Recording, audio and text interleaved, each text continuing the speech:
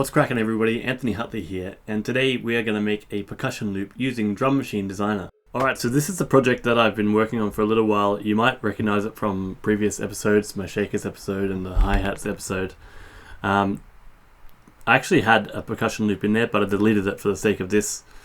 So today we're going to make one. So over on the left here, you'll see Drum Machine Designer. So if you create a new Midi channel, you can see, wait for it, in the instrument section way down the bottom here you'll see Drum Machine Designer, and that's what we're going to use today. So I've already got one there, so I'm not going to use that channel, but this is the one we're going to use. And if you look here, I've already got some patches loaded up. They're in no particular order. There's Glassy Perk, Clack, Squelch, and some other ones. These are just Vengeance samples from an old pack that I have. What you can do with Drum Machine Designer, the reason I like it so much is you can go into your loops and all your samples, and you can just simply drag and drop samples from whatever packs you want. So, for example, these are all Vengeance samples, right? So if I go in here, it's not very. Hey, hold on.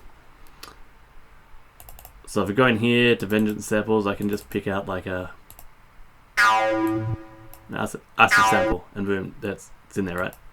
I'm not going to use that, so I'm just going to delete that and leave it as it was.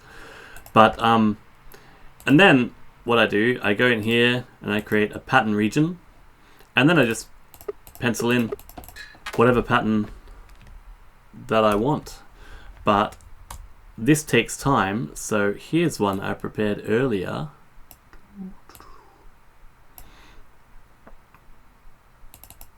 And this is what it sounds like.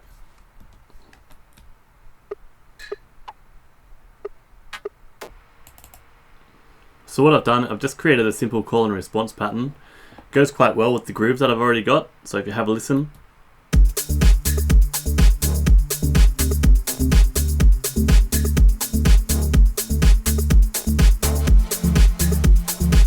So there it is.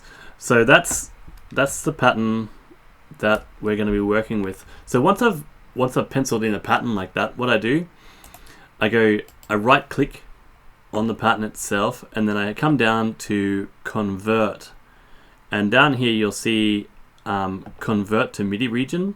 So I do that first, and that makes it all MIDI, and then I come down to convert again, and I go to separate by note pitch.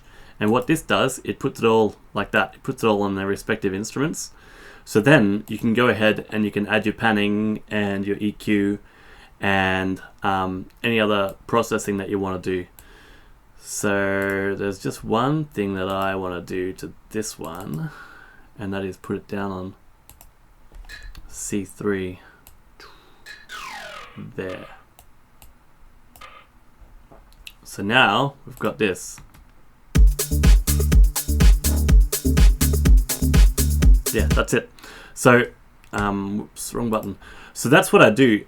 For the sake of time, I won't go into gain staging and EQing, but I will tell you that I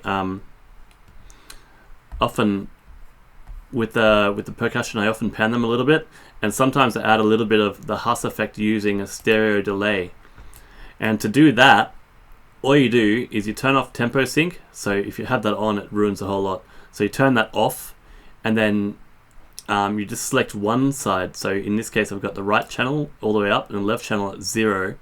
Then I've got my feedback right down at 0 as well, and I've got my delay time at 23 milliseconds, so quite low. So you'll find if you have your you'll find if your feedback is too high, once it gets above 50, it gets a bit weird. I'll show you what I mean. So this is, wait, that's the wrong one. So over here I've got my, what is this, the Glassy Perk. Okay. So that's it there, and this is without, right in the center, and this is with. So it gives it a little bit of stereo width. And what happens if I turn the delay time too far up? So there's actually delay there, so I don't want that. So what you want is a nice low delay time. That way your ears can't actually hear the delay going on there, but it's enough to give it separation. And one last thing I check once, especially when I'm using HAAS effect like that, I always check in mono. So you can use anything. I just have an instance of adapter metric AB.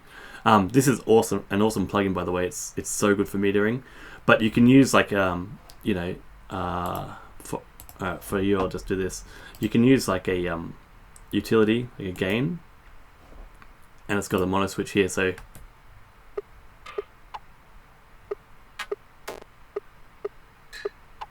right, hang on. Did you hear that? Hear the glassy perk? This sound here.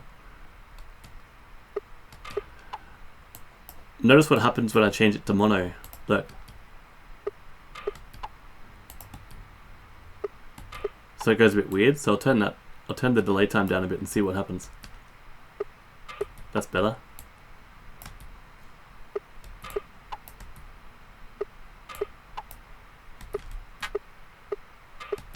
That's fine. So, and then with the mono off in stereo, still plenty of separation there. So that's one thing to look out for if you're going to use the HAAS effect with the stereo delay. Just keep your delay time really low and always check in mono to make sure like your sound isn't going to get weird when you put it into mono. So then, yeah, that's it. So this is before percussion.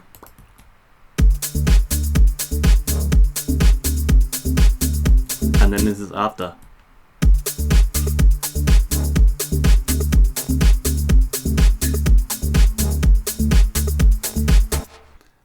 Alright, so that's how I make percussion loops using Drum Machine Designer. So if you found that helpful, drop us a like. If you have any questions, drop us a comment. And if you're still here, thanks so much for watching, and I hope you have a great day. Peace.